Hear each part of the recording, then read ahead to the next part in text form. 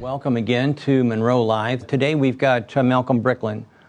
So Malcolm Bricklin started his own car company about 45 years ago called the Bricklin, and we're going to talk a little bit about that, or he's going to talk a little bit about that. And we're going to talk a little about his other success stories. Malcolm was the one who brought in Yugo, which was a success story for a while, but he also brought Subaru to the country. And I think that it's an interesting story to find out how importing cars and designing and building your own cars had an effect on his life and the auto industry in general. So, Malcolm, I'd like you, if you could possibly come in and give us a little background on how you got started with Subaru, with the Bricklin car, with Yugo. Just a little something to let everybody know that how long you've been in the business and how successful you've been. So if you could, that would be a great way to start this off, I think. I'll be happy to. 1967, I ended up in Japan for something else and met with Fuji Heavy Industries. And through a series of unusual circumstances, I ended up being the importer for Subaru in the United States. Now, at the time, the only other two Japanese cars that were in the country were Toyota and Datsun, not Nissan, but Datsun at the time. And they had come in with not really good quality and had pulled out and had come back again in 1967 with fabulous quality. And that was the year that Japan went from being a joke to being the best people on the planet when it came to quality. And that was the time that I ended up with the contract to only bring in the small Subaru 360. So when people say, well, why did you bring that car in? Because it was the only car I could get from them. And I could get that because I found a loophole in the safety regulations that said all the safety regulations that were about to start happening in 1968 happened to cars over 1,000 pounds curb weight, and the Subaru weighed 960 pounds. It also cost me $640 FOB Yokohama. And that was with white wall tires, a radio, a leather interior, 66 miles to the gallon. And it was an adorable car, and as small as it was, you could sit in there in the driver's seat with a hat on, and you had room in there inside. They really packaged it beautifully, and it was a fun little car, but it was a small car. But we were selling them like they were going out of style, and all of a sudden, Consumer Report comes out and says, oh my God, it's terrible as far as safety is concerned, and my sales dried up because the banks read them and start cutting off the floor planning for the dealers that I had. So here I was with no car that I could sell, but cars in the pipeline and parts in the factory and parts being bought, all with letters of credit from me. And the dealers were starting to fold on me, and I needed to get their bigger car, which I wanted in the beginning, which was front-wheel drive. And that car was going to be, I thought, a serious car, but I couldn't talk them into it in the beginning because I didn't know anything about the car business. What they didn't know was anything about the United States market. This was back when the yen was 360, and when the Japanese, when you walked in, everybody was gray. And I was wearing Peter Max ties and double-breasted suits and sideburns down here. I was like I came from Mars with them. But there was a trust there because I was younger, and most of the people that were executives were 60 and older. So they sort of took me in their fold and were nicer than I think they would have been normally. In any case, I convinced them to give me the bigger car. Because if they didn't, I told them it was going to be over and the name Subaru was not going to be a good name in the United States. And whatever happened, I convinced them to do that, and from there, everything took off. We had front-wheel drive, then we told them about all-wheel drive, and they went for it. And between those two things, it built a great reputation. Plus, Japan was building a fabulous reputation for great quality. And we came in right there in that the Subaru 360, with all the people who want to make jokes about it, cost me $1.50 in warranty. It never came back to get the car fixed. The dealers hated me for that. So I brought them the Yugo. That changed it all for them. They had plenty of service. Anyhow, we went public with Subaru, and it went crazy. And I set up distributors, and those 14 distributors helped us set up the dealer network, and that ended up being extremely successful until about 20 years later, Fuji came in and bought back all the stock and bought back 90% of the distributors. 2 distributors decided they wouldn't sell at any price. The New York, New Jersey one and the New England one. And according to what I'm hearing, New England is making about $250 million a year on his Subaru distributorship. So everybody made money on the stock. Everybody made money on the selling of the cars. And I'm sitting there as chairman of the board and thinking, safety was what got me into the business, the lack of having to do it, and got me almost got out of the business because they really ridiculed the fact that I avoided safety. So I decided I wanted to build a safe car. At the same time I decided that, the rest of the car companies were trying to fight getting more and more regulations. They just didn't want to spend the money to keep on doing all these regulations. And one of the regulations that they were really annoyed at was the 5-mile-an-hour bumper. They didn't want the 5-mile-an-hour no damage, because at 5 miles an hour is over $1,000 worth of damage that the dealers get to serve and the factories get to sell. I put a 10-mile-an-hour bumper system in. And what was funny, they used to hold hearings around the country, because the way they make the laws is you hold hearings, and after the hearings then you make a law, and then of course that's the law. And I would be there, that would be invited, and I'd have General Motors and Ford and everybody would be there with their lawyers, and I would be there. And they would tell you all the reasons why 5-mile-an-hours would make a car ugly, and it would be blah, blah, blah, blah, blah, blah, on and on and on and on. Then it would get to me, and I'd say, well, we put in 10-mile-an-hour bumper systems, and if you would like to see them, they're downstairs, and you can see the cars.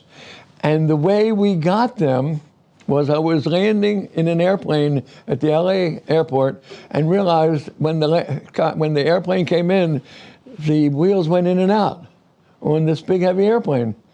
I said, well, if they can do it and those many tons, I'll bet you I can do it on a car. And I went to the people who make the landing gear for airplanes. And I said, I need a 10-mile-an-hour bumper. Can you make it for me? And they laughed, of course I can. And they ended up making 2 struts that I put in the front and 2 in the back. Each one cost me $1.50. It had to be a more powerful bumper. And of course I had to build the body around the bumper, but at 10 miles an hour or less, it went in and it went out, just like it did when you landed the airplane. And that was it. Now, they didn't change any laws because of that. I didn't gain anything except a few chuckles and a few people mad at me. But that's how we got. So anyhow, I decided, everybody's saying it's going to be ugly if you have to meet all the safety rules. That does not make sense to me. I don't know why, but it got in my head I had to build a safe car and it had to be beautiful. And I had to have all sorts of wonderful things, like I couldn't afford a paint facility. That was going to cost $300 million. And I wanted to do this for under $30 million. So I had to figure out, what do I do? And I went all over the place. I didn't want fiberglass because it ran. When you hit it, it crumped. So I went and I finally found a place in Philadelphia, Roman Haas. And they manufactured plastic sheets that went on walls in bathrooms. So that whole wall would be red, boom, solid acrylic. They just put it on the wall and that's it. So I said, how do I make that into a car? They said, well, you build a vacuum forming machine, the biggest in the world, and it vacuum forms a fender, and then you reinforce it with cold fiberglass, and what do you end up with is you have a firm body that's, in fact, solid 1/8-inch paint, and if you scratch it, you just buff it.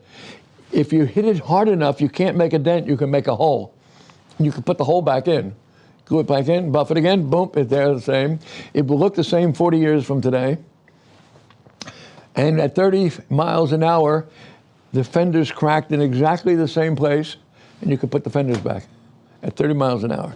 Yeah. So I said, okay, that's what I want. They had 5 colors, which I took them all. So they want to know, how do I pick the colors? That's all they had, that's what I took. Perfect. And I called them safety red and safety this and safety white, and those were the 5 colors we had. And of course, it was a learning curve. Now, I'll tell you a funny story about how important testing is and how the most amazing things that you could never imagine can happen. So we had cars, I was listening to Detroit Now, tell me what to do, and we had cars all over the country being driven. In the heat, in the cold, in the snow, in the mountains, everywhere we could. And one day I get a call from a man who had been driving the car in the Phoenix area in the summertime. And he said, Mr. Bricklin? I said, yeah. He said, we have a very serious problem. Now, what could possibly be a serious problem? The problem is, he says, we're out in 115 degrees in the daytime, and we're taking it inside in air conditioning in nighttime, and the body is now on the floor. I said, what are you talking about? He said, the acrylic has come off of the fiberglass. Now the car is a fiberglass car, and the acrylic is on the floor. I said, what are you talking? How could that be? They said, because when you put the two together, you don't bond them, you glue them. And they each change at different temperatures, different degree, and they pop off. So you need, this is the first one that happened, by the way, and we're going to be in production in like 30 days. And that's all I needed. As bodies go falling on the floor, can you imagine? That would have lasted, I would have been in business in another minute. So I said, well, no, that's no problem. We just need a glue that will bond, that will go inside each. So when it moves the glue, it doesn't separate. So they said, no problem. They called Corning and for fiberglass, and they said, well, we don't know anything about acrylic. And we called Roman Haas, and they said, well, we don't know anything about fiberglass. So I said, are you telling me neither one of you have what I need? No. We haven't the slightest idea. So I turned to my own people and I said, you got 2 weeks to invent a bond. I don't care what you do. If you don't, I got to close the doors. I can't have acrylic on the floor. And they did. And nobody ever came off again. Cool. And our people designed it, our people did it. And today, 45 years later, those cars look exactly like they came off the factory floor. All you have to do is buff it, boom, and they look great. Well, before the three-wheel vehicle, I have to talk about the Yugo, because that was in the 1980s. I had sent my team around the world with the following instructions. Find me the cheapest car in the universe. And they came back with, we found one. Where? Yugoslavia. Really? Yeah. Where's Yugoslavia? They told me where Yugoslavia is. I said, but that's a communist country. Oh, yeah, but it really isn't. I said, what does he mean? It really is or really isn't? Well, it sort of is, but it isn't. I said, okay, I'll go to Yugoslavia. Very, very uncomfortably. Now, I fly to Zurich, and I have to change planes to go to Belgrade. I am in the VIP lounge in the bathroom. While I'm going to the bathroom, peeing next to me is Henry Kissinger. Now, I had read everything about Yugoslavia, and I read that Larry Eagleburger was an ambassador to Yugoslavia, and there was some kind of big problem, a hurricane or earthquake or something. He donated blood and became Yugoslavia's most favored son. So I say to Henry, while we're peeing, Henry, is Larry Eagleburger working for you? He said, yes, he's my president. No kidding. I said, I think I'm about to do a deal with Yugoslavia. I think we should get together. While we're peeing, he takes a card and hands it over the what's name. All right, that's my introduction to Henry Kissinger. Oh, there you go. Now, I go to Yugoslavia, I meet the people, and they're just the nicest people in the whole world. And the factory is about the worst factory I've ever seen in my life. It had grease this high on the floor. People smoked while they burn holes in the what's name. They welded without goggles because it was macho, and they had burned their eyes out. And you could not get near a bathroom for 300 feet. I decide this is crazy. But they take us for lunch into a park that has 5,000 acres. And it's important, 5,000. And in the center of the park, they have monuments all over the place sculptured, but in the center is a little hotel and a little restaurant. And we go there, and they tell me the story about the park. Yugoslavia fought the Nazis in the war. Yeah. And the Nazis had taken over this town of Kragujevac, which is where the factory is. And a bunch of kids and fathers got together and became vigilantes, whatever, and they were killing Nazis. So the Nazis, in order to show them you don't do that crap, got 5,000 fathers and sons and killed them in that park. So they did an acre for each kid, the 5,000 acres. And I listened to the story, and my tears are coming out of my eyes. I said to them, I'll tell you what, if you'll listen to everything I tell you to do, Don't tell me you can do it. Don't tell. Just listen, and we'll send over to people. You do what I say. I'll take that, and I'll do something for you. You pick a state in the United States that you want to beat Volkswagen, and our car will sell more than Volkswagen in that state, I promise you. Everybody laughed. We signed a contract. Unbelievable. It was $39.90. Now, I had my oldest son and Tony Simonera, a guy that knows cars backwards and forwards, and he knew Fiat backwards and forwards, and it wasn't a 30-year-old Fiat in a 50-year-old factory that was there. And I said to them, their mandate, you got to meet the regulations, that's number one, and you got to put in everything you think you have to put in for the United States. Seatbelts, all sorts of things you have to put in. Yeah, but it'll cost money. I said, don't worry about it, just do it. And we negotiated a price, which was the original price, without anything new in it. And $39.90, I couldn't really afford to put too much else in there because I had to pay the dealers money and we had to make money, and you had warranty and you had advertising. I mean, you don't just sell a car. Anyhow, I would get a call once a week from my son. Dad, we just put in the seatbelts and they cost whatever, let's say $52. You understand that's money, that's a currency, American, that they don't have, that they have to buy from somebody outside the country. I said, do it. Every week they'd call me up with a bill of, Dad, we're going to have to put in much time. Do it. So now it's 1 month before we're ready to put them on the ship. Now we had to pave the port. We had to bring in unleaded gas. They didn't have any of that stuff. We had to take the rust off the railroads that were taking it there so it didn't drip and ruin the cars. And we had to build a little factory outside the factory because 100% of the cars came off the line not good. So we had to fix them. And those that we rejected, they got more money for. So they didn't give a damn. So we're doing all this. Everything is ready to go. Had to get a ship that was going to be coming back and forth to Yugoslavia. Set up 400 dealers for that thing. They had pre-orders of over 100,000 units before I brought the first car in. We bring in the parts. We do everything we're supposed to do. And now it's 1 month before everything is ready to go. And ambassadors are coming in and politicians are coming in. Everything's going to be a big deal. So now I had to send my two people over to negotiate the final price, open up the letters of credit, and get going. Everything's ready. And I said to them before they left, here's your negotiation. First, you admit we put in $1,200 of improvements into the car. Absolutely, don't even argue with that. Here's the bill of lading. Show them $1,200. And then tell them we're not going to give them anything. They have to take the original price without the $1,200 in it. They said, what can we go up to? I said, you can't go up to anything. That's it. If we're going to sell it for $39.90, which we've done, we can't give them a penny. And it leaves us, after everything, a $500 profit. They said, well, why are you sending us? I said, just go. So after the first day, I get a call back.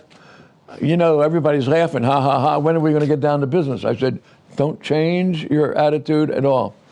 The third day, I get a call, and they said, you know what we're doing now? We meet at 10 o'clock. We drink Solivovich, or whatever that's called. Yeah. He said, by 12 o'clock, everybody's drunk. But there's no negotiation. There's nothing to negotiate. You've just told them that's it. I said, no problem.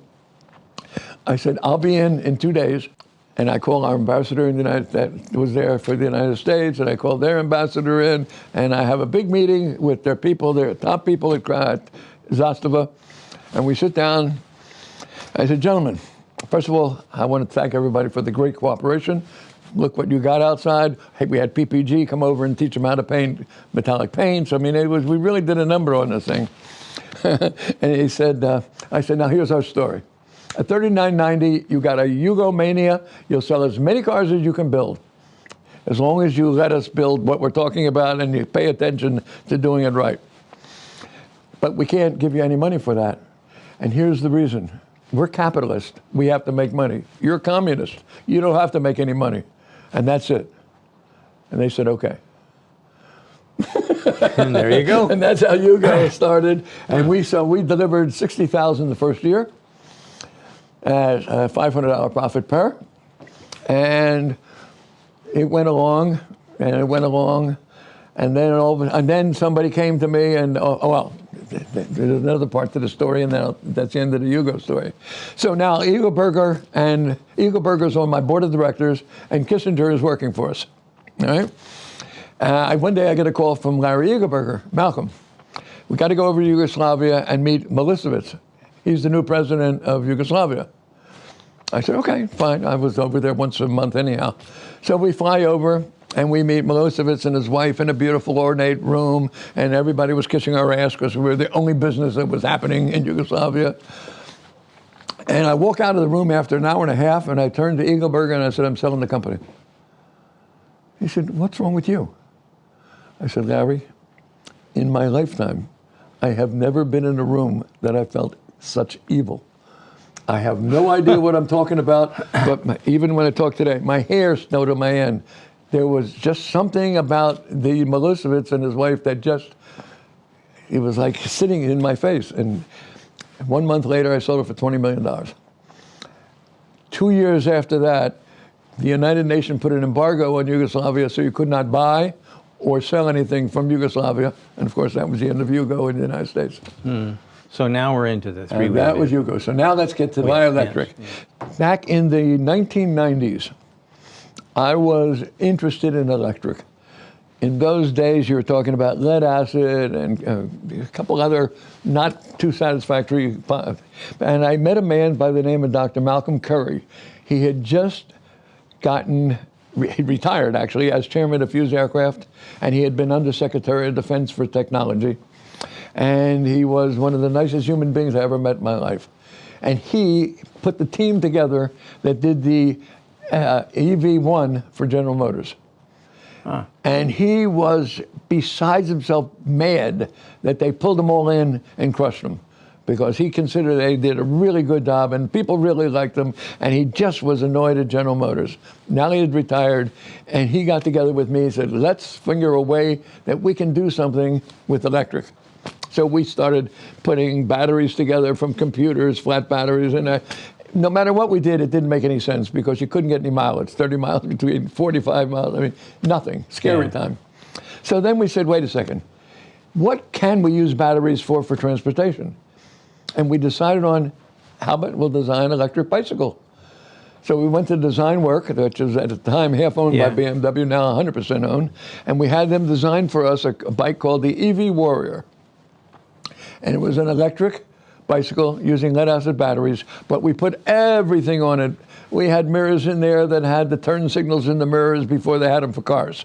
We had every gadget known to man, and I got dealers to sell them.